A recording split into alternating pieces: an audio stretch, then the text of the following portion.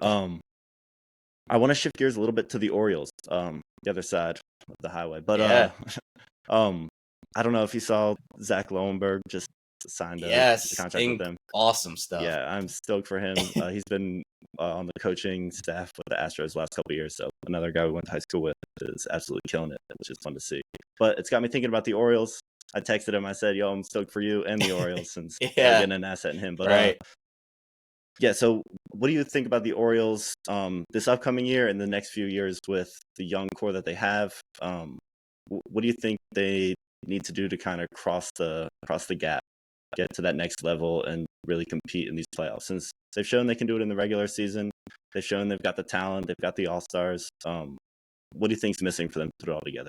Yeah, I think for me, one of the big things with the Orioles is it all goes as far as the young core goes. I know a lot of people are talking about go and get a veteran, which I do agree with. I think that they're taking some risks trusting the young core as much as they are, but you have guys. It's going to come down to how Adley can bounce back from a second half slump last season. Obviously, it was a really rough end to the year for him. If Gunnar Henderson can take the next step, but then guys like Jackson Holliday, who everybody in Baltimore is expecting to be the next bright young star of this team, they have a lot of those guys. So when, Anthony Santander hasn't signed anywhere yet, but assuming that he goes elsewhere, it's going to be up to guys like Heston Kjerstad to step into that spot, whether it be as a DH or playing in the field. Colton Cowser, who obviously has had tons of moments in his young career. There are a lot of guys, but I think last year the Orioles were a bit too young where they let Kyle Gibson go and they let some of their locker room presences go. And not that Corbin Burns wasn't a good vet leader, and obviously that was a great move in general, but it just felt like they needed more of that. And so they brought in guys like Charlie Morton and others who I think can be stabling veteran presences in that locker room.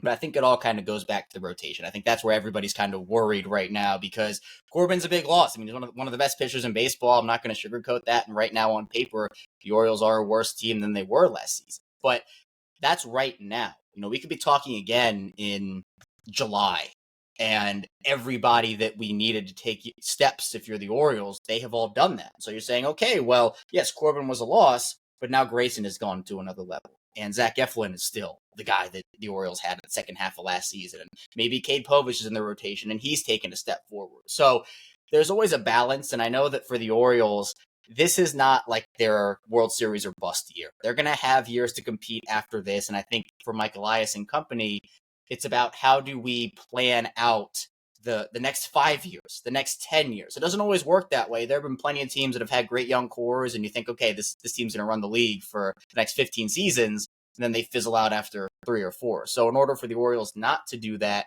it does have to be a balance, but no one was expecting the Corbin trade when it happened. It happened in the middle of February, beginning of February, and everybody was thinking, yeah, the Orioles could really use that ace to take the next step. I just think it's a little more risk-based for Baltimore this season where it's a bunch of one-year deals, bunch of vets, and you just don't want to be in the same spot you were at the beginning of this offseason to the beginning of next offseason where you've plugged all these holes temporarily. But I do think as the next year goes on, let's say, they're going to have to try to identify some other pieces that can be multi-year mainstays. And they had the best farm system in baseball, and they have utilized that. Guys have graduated, guys have come up and been great. They've moved on from other guys as well. But I think that this year, next year, and the year after, the next 3 years are going to really tell us if this Orioles team is a true contender or if it's just going to be another one of those teams that it's kind of like a what if situation with them.